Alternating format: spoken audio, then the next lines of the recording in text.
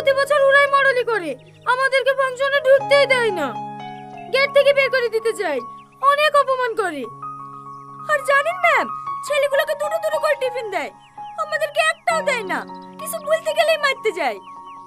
তার লেগেই তো এবছরের পরিচালনা তোরাই করবি, ওদেরকেও ঢুকতে দিবিনি।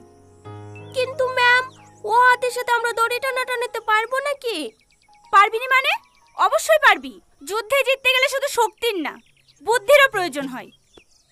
শোন, ওই ছেলেগুলোর সাথে কি তোদের কারো সম্পর্ক আছে? ছি, ঘৃণা ধারা। ওসব চ্যাংড়া ছেলেদের সাথে কেউ সম্পর্ক করে?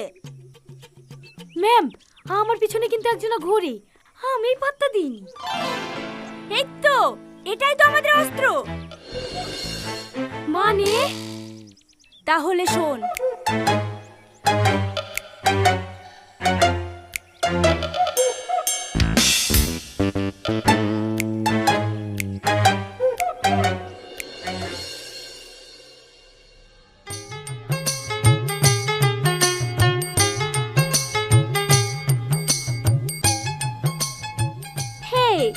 একটু শোনো না।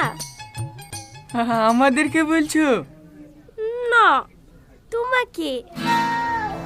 বাবা, কথা শুরি চেঞ্জ হয়ে গেছে যে। বলো বলো। টিফিনটা একটু খুলে দাও না। সামান্য একটা টিফিনই খুলতে পারছো না, আর আমাদের সাথে দড়ি টানাটানি করবা কি করি? এই লাও। তুমি একটা খাও। না না, আমি খাবো না। ধরো তো, একটু সরে চলো, আমিও এখানে বসে খাবো। খাসনি? কি হলো, খাও। হ্যাঁ। আরে শালা খাসনি, পোটাই ধান্দা করছে, বুঝতে পারছি নি। কে পটানি ধান্দা করছে? তোমাদের সাথে একটু বন্ধুত্ব করতে পারিনি নাকি? একই ক্লাসে পড়ি, সবসময় পড়বে ভাবো। এলে হা করো। আমি? হ্যাঁ। ঠিক আছে, দাও।